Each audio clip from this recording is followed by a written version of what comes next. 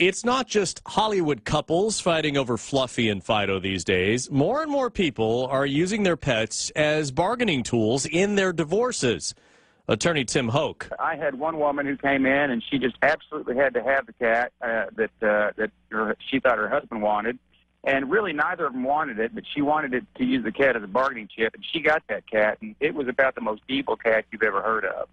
Hoch says a lot of people are sharing custody of their pets just like their kids, and he recommends putting your four-legged friends in a prenup just in case.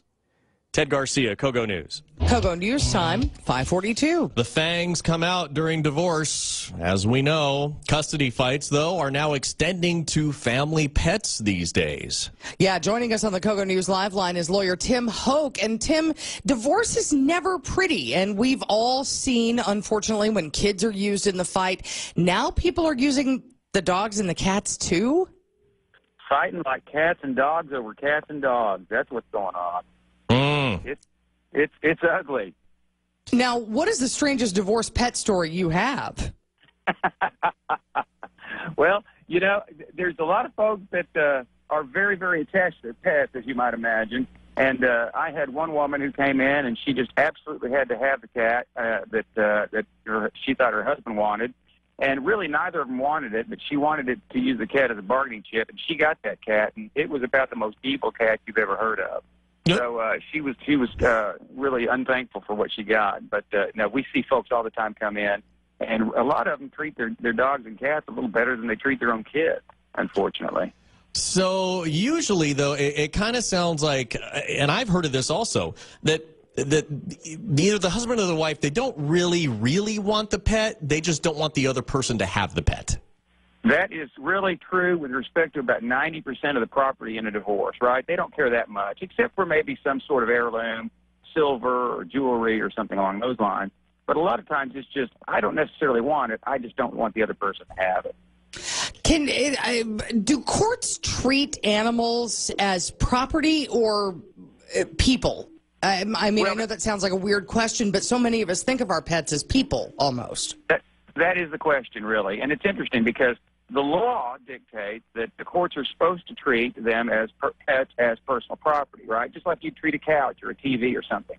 But courts, there's a trend these days for courts to treat them more along the lines as a custody battle and children. So, you know, if you go in and you want custody of your quote-unquote, your pet, and you go into the court and you're asking for custody, you better be able to answer the same questions that you'd be able to answer as it relates to custody of your child. You know, in other words, here's some free legal advice. Where is the vet? Who's the vet? And what's the address for the vet? And what kind of food does this pet eat? And when does this pet eat? And what kind of special needs does the pet have? And when was the last time you gave the pet, you know, heartworm medication? Things like that.